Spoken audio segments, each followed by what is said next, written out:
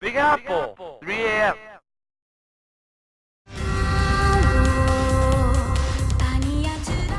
Dragon Marked for Death is a side-scrolling action RPG developed and published by Inti Creates. It released on January 31st, 2019, exclusively for the Nintendo Switch.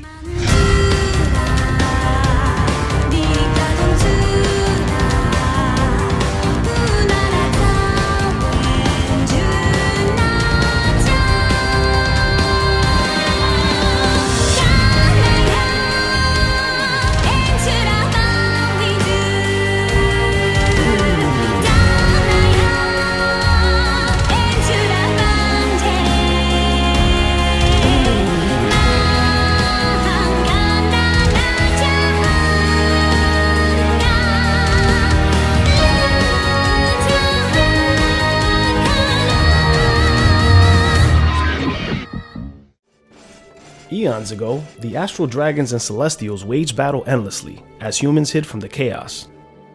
The celestials emerged victorious and revitalized the world with their holy power. The Dragonblood clan, descendants of humans who took the dragon's protection, have been nearly wiped out by the Medius Empire. In the wake of the village's destruction, the clan forms a pact with the astral dragon Atrum to exact revenge on the Empire and restore the dragon to its former glory.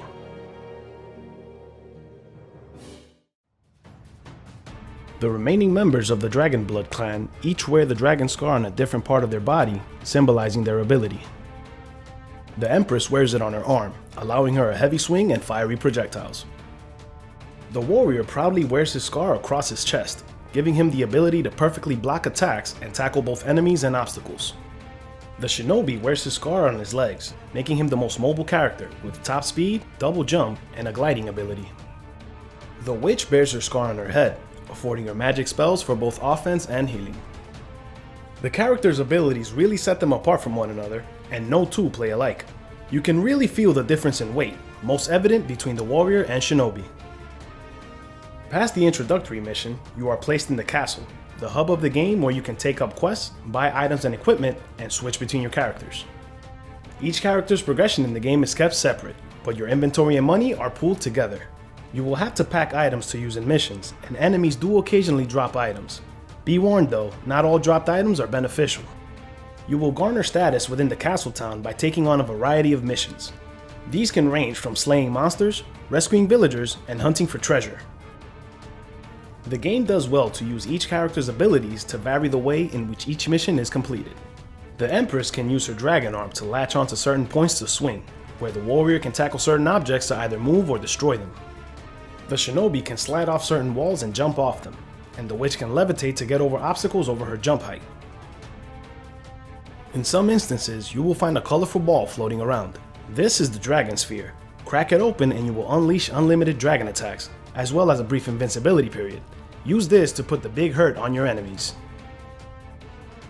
Clearing a mission opens up harder difficulties for it, increasing the enemy's levels for added challenge, replayability, and larger experience bonuses. The game is split into two pieces, the Frontline Fighters pack, which includes the Empress and Warrior, and the Advanced Attackers pack, which brings the Shinobi and Witch, each sold separately. Which begs the question, why did they split the game like this? This decision feels nonsensical, and knowing which character you want to play with will definitely require prior knowledge of them.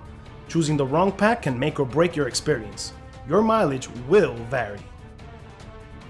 The controls in this game are what suffer the most.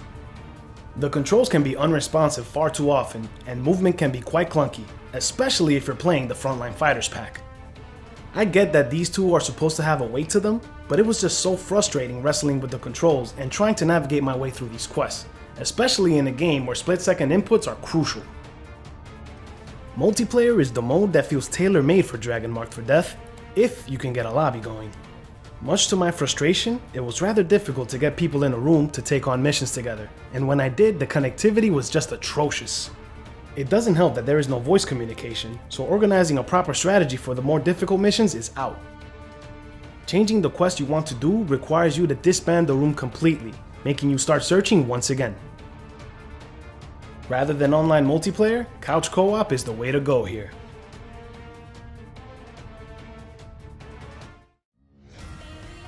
The 2D sprite work in Dragon Marked for Death is a staple of Inti Creates' unique design, and brings a fond nostalgia factor to fans of the Mega Man Zero and Azure Striker Gunvolt series.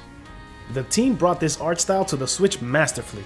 The characters in the game are among some of the best I've seen in a long time. The NPCs take a backseat to the main characters in terms of detail, but not in a way that they're totally unnoticeable.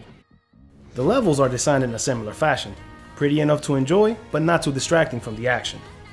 The soundtrack, however, did not get the same treatment.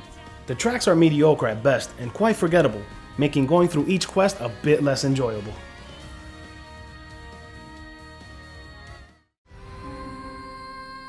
Dragon Marked for Death could have been a gem of a game. The visuals exude a nostalgia factor that makes me pine for the days of amazing side-scrollers like Mega Man X and Streets of Rage 2. The portability of the Nintendo Switch feels like a great platform for it, but it isn't without its flaws. The stellar presentation, coupled with dodgy controls and online connectivity issues, ultimately left me feeling as if this project was rushed. Unless the team decides to patch the online multiplayer, you might want to pass on this game if you don't have anyone to play together with. The peculiar pricing model certainly does not help its case. A couple more months in development, and this title would have been right on the money for its price point. I give Dragon Marked for Death a C.